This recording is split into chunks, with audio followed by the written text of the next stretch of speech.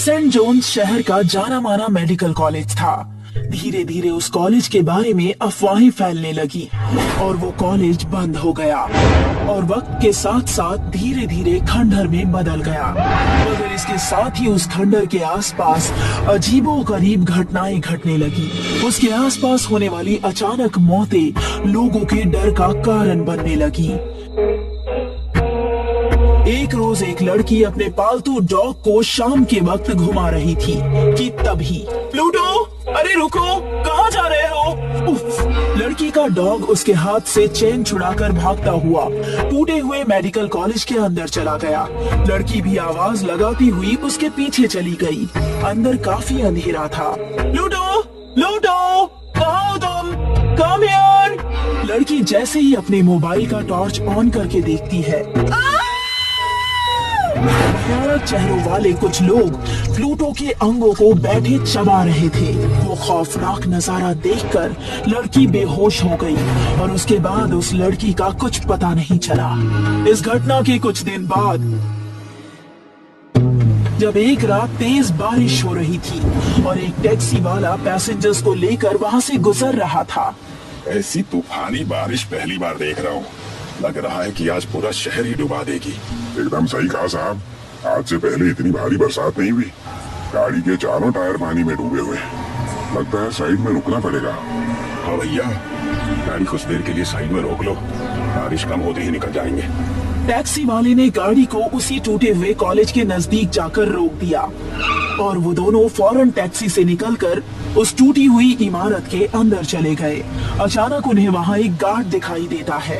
अरे आप लोग यहाँ खड़े भीग क्यों रहे हैं? अंदर चलिए, बैठने की अच्छी व्यवस्था है। बारिश से बचने के लिए पैसेंजर्स और टैक्सी वाला उसके साथ टूटे हुए कॉलेज की बिल्डिंग के अंदर चले गए। पर कुछ ही पलों बाद टैक्सी ड्राइवर और पैसेंजर्स की दर्दनाक चीख से बिल्डिंग थर्रा उठी।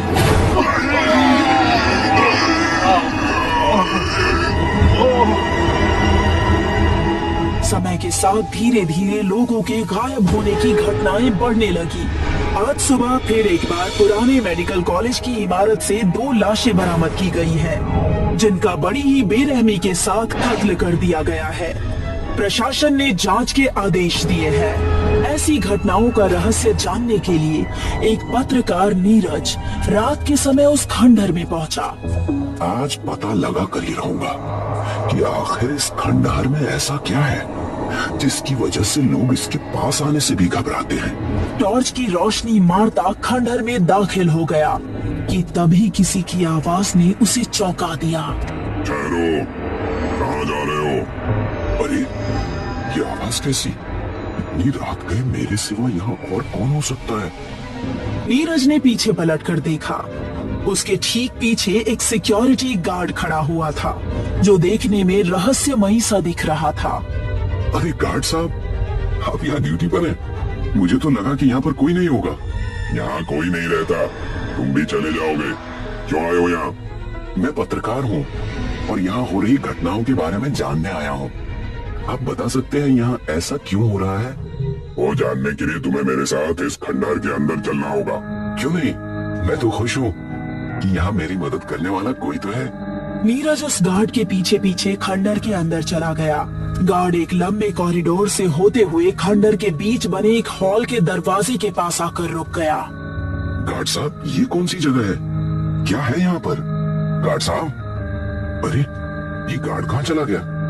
नीरज ने आसपास टॉर्च की रोशनी मारकर देखा, पर गार्ड वहाँ पर नहीं था। बड़ा ही अजीब गार्ड है, बिना बोले ही चला गया। खैर, इस दरवाजे के पीछे क्या हो सकता है? नीरज जैसे ही दरवाजा खोलकर अंदर गया, तभी दरवाजा बाहर से बंद हो गया। अरे ये दरवाजा किसने बंद किया? कौन है बाहर? दरवाजा खोलो, खोलो दरवाजा। नीरज के बार बार आवाज देने पर भी दरवाजा नहीं खुला। नीरज अपनी टॉर्च की रोशनी अंदर मारने लगा। उसने देखा कि वहाँ एक हॉल है जिसमें दीवार से सटे पलंग पर चारों तरफ लाशें रखी हुई है। ओह गॉड, ये तो मुर्दा घर लगता है। पर ये जगह तो खंडहर हो चुकी है। ये लाशें कहाँ से आईं? तभी अचानक नीरज की टॉर्च बंद हो गई चारों तरफ अंधकार हो गया। नीरज की धड़कनें तेज हो गई। अचानक हॉल की mercury chit chit chit chit आवाज के साथ जलने बुझने लगी। नीरज को आखिरी वाले पलंग के पास कोई खड़ा हुआ दिखाई दिया। कौन है वहां पर? जवाब दो। नीरज ने जलती बुझती रोशनी में करीब जाकर देखा। वहां एक लाश थी जिसका चेहरा कटा फटा था और वो लाश अपने हाथों में अपना कटा हुआ जबड़ा लिए खड़ी थी। भूत बचाओ! नीरज दरवाजे की तरफ भागा पर वो किसी से टकरा कर गिर गया। नीरज एक लाश से टकरा कर गिरा था जिसकी दोनों आंखें निकाली गई थी और वो हंस रही थी। ये मैं कहाँ फंस गया? कोई बचाओ मुझे! गार्ड साहब! गार्ड साहब! दरवाजा खोलो! तभी मरकरी की लाइट में नीरज ने देखा कि उसके सामने वही सिक्योरिटी गार्ड खड़ा था जिसने उसे कुछ देर पहले यहाँ लेकर आया था। बचाओ मुझे! यहाँ भूत है! यहाँ भूत है! आप कहाँ चले गए थे और अंदर कैसे आए? दरवाजा तो बाहर से बंद है।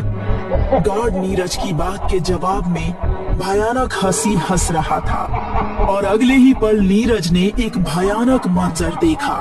मुर्दा घर के सारे मुर्दे नीरज के चारों तरफ घेरा बनाकर खड़े हुए थे और उस गार्ड के साथ हंस रहे थे। कुछ समझ में आया तेरे? इस हॉल में सिर्फ तू ही ऐसा है जो जिंदा है। मैं भी एक बार इन मुर्दों का शिकार बना था। आज तेरी बारी है। देखो, मुझे जाने दो। मैंने क्या बिगाड़ा है तुम लोगों का? इन मुर्दों ने भी किसी का क्या बिगाड़ा था? जब यहाँ कॉलेज था तो एक्सीडेंट में मारे गए लोगों की लाशों को यहाँ पर लाया जाता था। उन लाशों को बड़ी बेरहमी से काटा और फाड़ा जाता था। अकाल मौत के बाद इनके शरीर को भी सजा दी जाती थी।